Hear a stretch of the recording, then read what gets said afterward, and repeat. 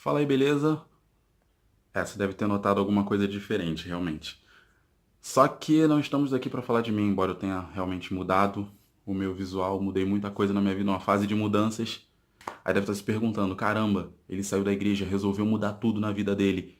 Não, eu não saí da igreja. Na verdade, eu coloquei o tema em primeira pessoa para que você leia dessa forma, para que você leia em primeira pessoa, porque eu sei que tem muitas pessoas que me assistem e que o que acontece? Elas, na verdade, elas se desviaram.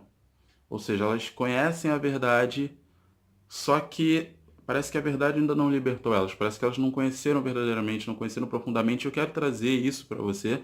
Por isso que eu coloquei em primeira pessoa, justamente para que você leia dessa forma e você se pergunte por que é que eu saí.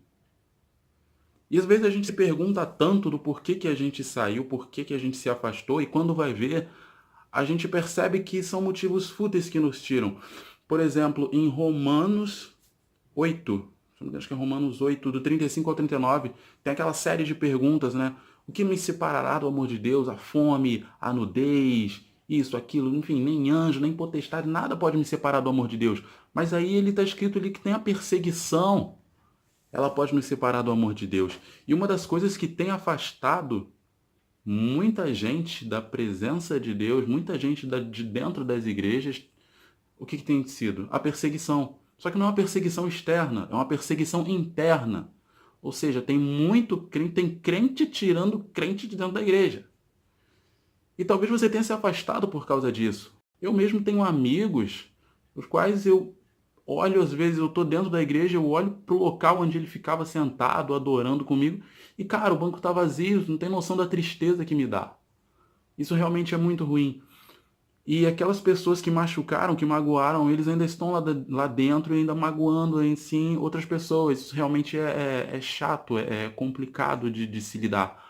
Mas aí você deve se perguntar, o que me separará do amor de Deus? Talvez você certamente já tenha lido isso, mas você não parou para prestar atenção que estava escrito a perseguição. Será que isso pode me afastar do amor de Deus? Quantas coisas, quantas pessoas já tentaram te entristecer, te entristeceram e por isso você saiu? Você está triste com quem? Com Deus ou com alguém de dentro da igreja? Quem te chamou? Foi Deus ou foi a pessoa? Para analisar um pouquinho, porque você precisa voltar. Isso não é para hoje, é para ontem. O inimigo, ele não tem poder para tocar na sua vida, mas ele pode falar no seu ouvido. E aí cabe a você se vai dar ouvidos a ele ou não. Se vai se entristecer com determinadas coisas que acontecem dentro da igreja, fora da igreja, que tentam te tirar da comunhão com Deus, que tentam te tirar da presença de Deus ou não. Entendeu? Cabe a você decidir. Cabe a você reagir a isso. Como você vai reagir? Como você vai lidar com isso? Ah, mas Johnny, você não passou pelo que eu passei. Cara, você não tem noção das coisas que eu passo dentro da igreja. Não tem noção mesmo. O tipo de perseguição de gente. Sabe o que é? É gente querendo ver a sua derrota. Você sabe, você conhece a pessoa simplesmente sorri para você, cumprimenta você, mas você sabe, fulano quer me ver caindo. É isso que a gente vê dentro da igreja. Deus já falou que dentro da igreja tem trigo e tem joio. E o reino dos céus ele é tomado à força. Pensa em alguma coisa que você tenha que tomar à força. Vai ser fácil? Não, você vai ter que usar sua força. Você vai ter que ser forte. Não tá entendendo, não? Vamos lá. Tenta aquela brincadeira, cabo de guerra. Imagina como se fosse um cabo de guerra. Para você chegar no céu, você vai ter que brincar, né, de cabo de guerra, entendeu? Para conseguir chegar no céu.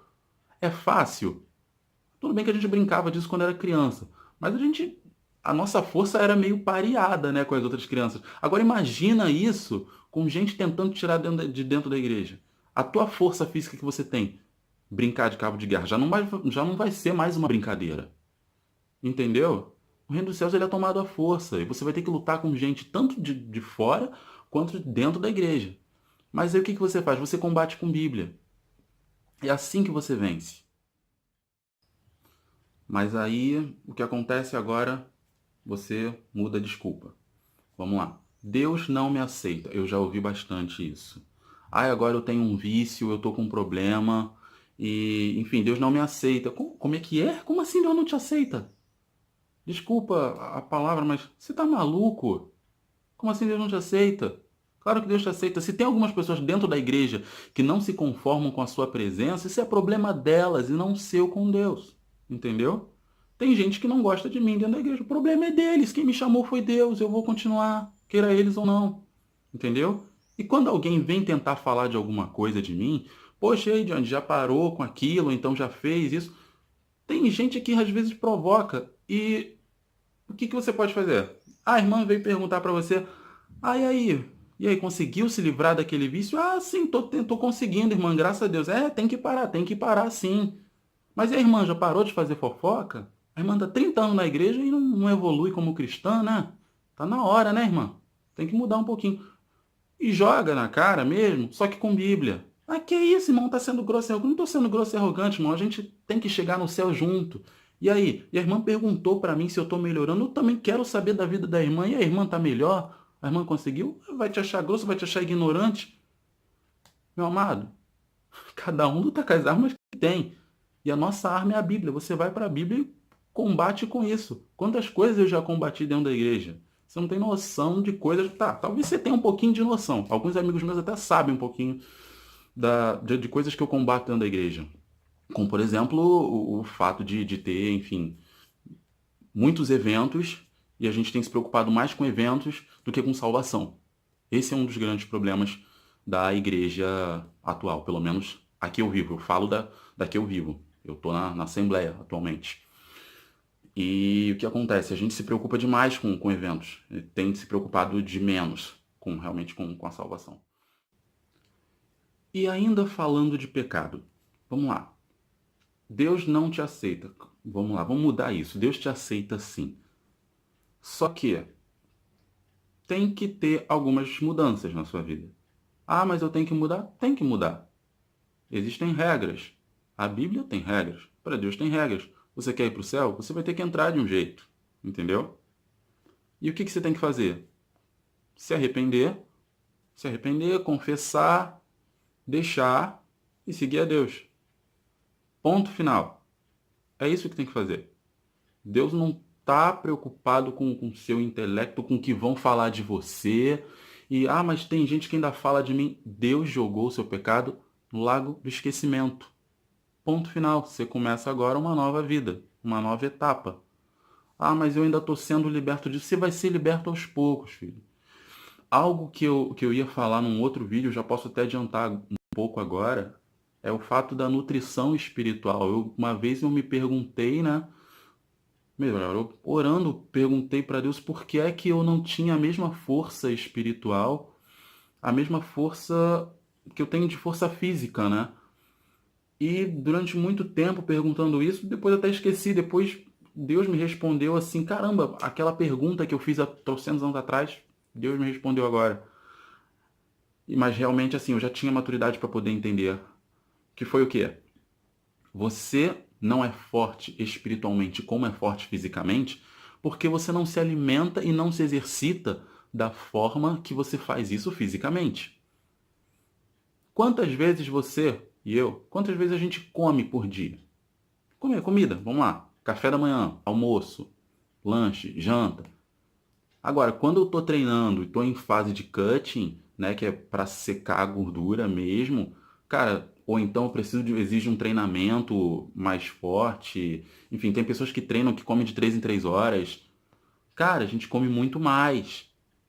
E o que é preciso fazer na vida espiritual? Você precisa se alimentar mais também. Ah, mas eu ouço rádio gospel evangélica à tarde às vezes, entendeu?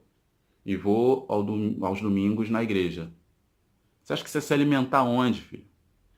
Tá de brincadeira comigo. Experimenta comer só, digamos, um pacotinho de biscoito à tarde e jantar, sei lá, no domingo à noite. Teu corpo vai pro brejo.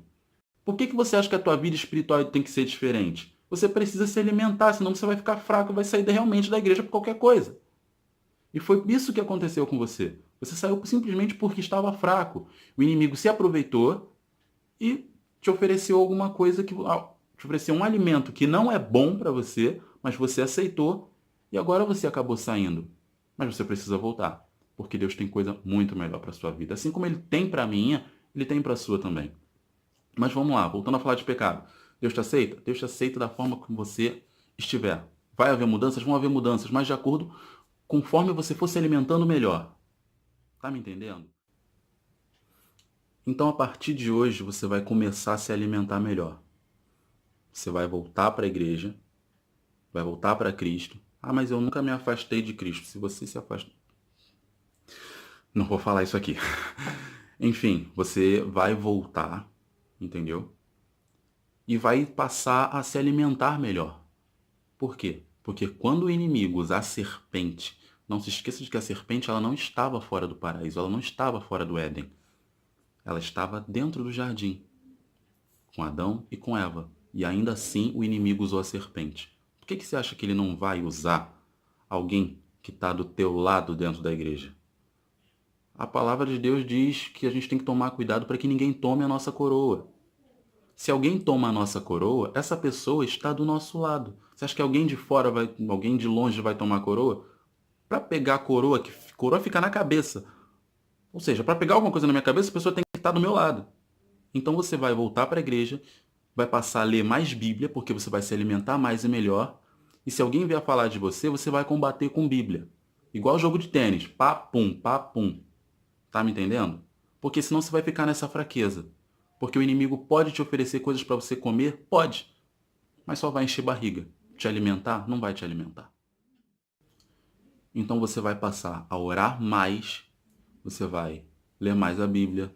Cara, procure livros de escritores cristãos, pregações na internet que sejam boas, entendeu? Avalia, compara o que o pregador está falando com o que realmente está escrito na Bíblia. Não pega texto sem contexto, dá uma olhada em tudo. E cara, você vai ver como você vai ficar forte. Porque Deus quer usar pessoas fortes neste momento. E Ele está contando com você. Ele quer que você volte justamente. Ele permitiu que você saísse para que você voltasse agora mais forte. Não se esqueça de que Davi ele foi parar na caverna de Adulão fugido, mas ele voltou com um exército. E é isso que Deus quer fazer com a sua vida. Que você possa voltar para Ele com mais força do que antes. Assim como você não concorda com muita coisa dentro da igreja, eu também não concordo. Mas o que é que você vai fazer?